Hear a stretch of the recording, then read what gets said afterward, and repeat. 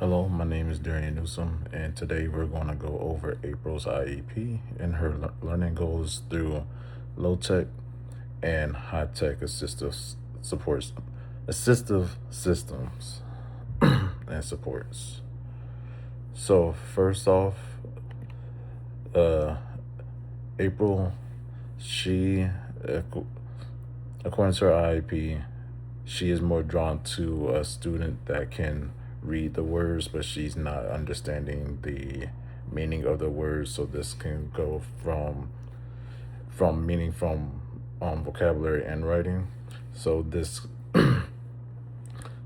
plays a part into her vocabulary, semantics, and makes inconsistent progress, and suggests she needs more structure. How we can give her more structure is by giving her high tech and low tech supports. For her high tech supports, I recommend doing text to speech. Text to speech, it allows her to more or less focus more on hearing the words and not having her brain go into overload of reading the word plus trying to understand the meaning. With text to speech, the the words are already read to you, and while they are being read to you, I know, at least from my experiences, that if it's like a key vocabulary word, it'll be underlined, or it'll be have like an embedded link that you can click on and it'll give you the definition. So when high tech isn't always in the play, there also is low tech means such as graphic organizers. A big graphic organizer tool that I like to use is three-part cards. Three-part cards allows the student to see the see the words. So for example, let's say we're talking about an elephant. So the big picture would be an elephant, and then there'll be a little part that would have the word elephant, so that way she can match and associate the word to the picture. And then there'll be like a little missing part where you can like write it down to practice on your handwriting and more language retention. uh where is it? So the goal, these align with her goals because with her IEP, April will identify at least 5 key content vocabulary words, assign reading using text with Mary Johnson symbols, software and text to speech software with 90% accuracy over 10 consecutive trials. And so that goes into the high tech component of everything. The repetition will allow her to gain over the course of 9 weeks, or course of her grading period, or whatever her time as her IEP is completed. She will be, with the use of the low tech and high tech support, should be able to get to 90% accuracy.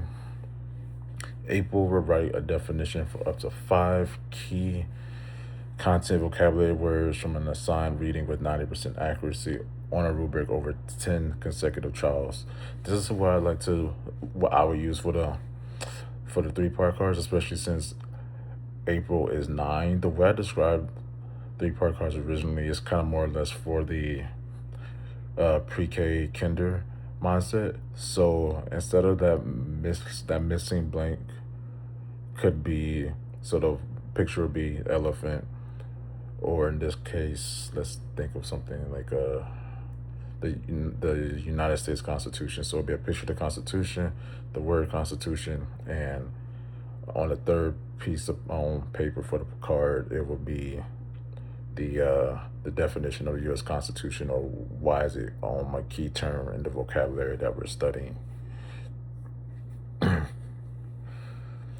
The high tech and low tech supports can be adjusted by, I know, since we live in a high tech world now, there are still things that happen and aren't as reliable.